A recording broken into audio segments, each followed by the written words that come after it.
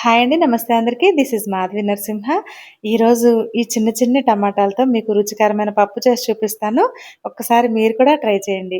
చిన్న కుండీలోనైనా ఇట్టే మనకి కాయలనిచ్చేస్తుందండి. వీటిని చెర్రీ టమాటాలంటారు. మా ఊర్లో అయితే రామ్ములక్కాళ్ళు అంటారండి.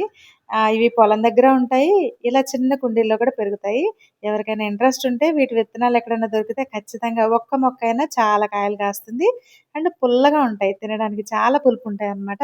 వీటితో ఇప్పుడు నేను పప్పు చేసి చూపిస్తాను. నేను నార్మల్‌గా ఎర్ర కందిపప్పు అంటారు గదండీ! అది తీసుకున్నాననమాట. అది తీసుకొని అంటే డైరెక్ట్‌గా వీటిని మనం ఇందులో ఏసేస్తే మీగడలా అయిపోతాయి. అందుకని ముందుగా నేను పప్పుని శుభ్రంగా కడిగి కుక్కర్‌లో పెట్టేస్తున్నాను. ఇవి చాలా చోట్ల ఇప్పుడు టెర్రస్ గార్డెన్ పెంచే వాళ్ళలలో చాలా మంది దగ్గర ఉంటున్నాయి. విత్తనాలైతే ఆన్‌లైన్‌లో కూడా అవైలబుల్‌గా ఉంటాయండి. నేనైతే మా ఊర్లో చాలా మంది ఇళ్ళ దగ్గర ఉంటాయన్నమాట.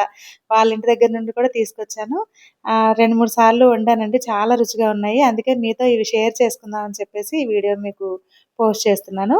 వీటిని చిన్న చిన్నగా ఉంటాయన్నమాట.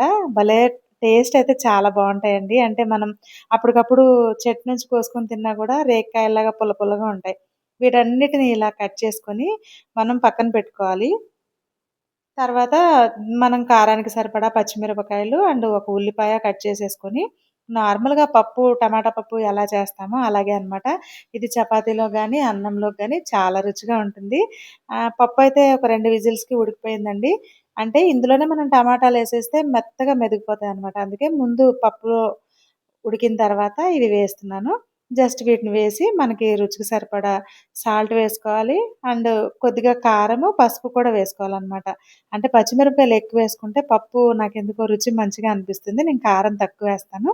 వీటినేసేసి ఒకసారి ఇలా కొంచెం కలిపి దీంట్లోకి సరిపడా వాటర్ వేసేసుకోవాలి. అంటే కొంచెం దగ్గరగా ఉంది గదా! అందుకని కొంచెం వాటర్ వేసేసుకొని ఒక్క 2 నిమిషాలు మనం స్టవ్ మీద పెట్టేసుకోవాలండి.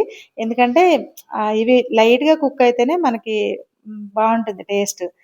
ఇప్పుడు మనం ఇలా పెట్టేసుకున్నాం గదా! 2 మినిట్స్ తర్వాత మనం ఇంక దీన్ని తాలింపు పెట్టుకోవడమే.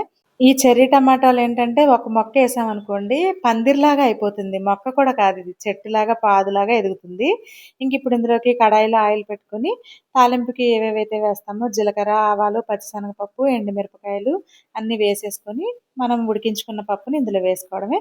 పుల్ల పుల్లగా చాలా రుచిగా ఉంటుంది. ఇలాంటి టమాటాలు మీకు కూడా ఎక్కడైనా దొరికితే ఒక్కసారి ఇలా ట్రై చేయండి. Thank you for watching.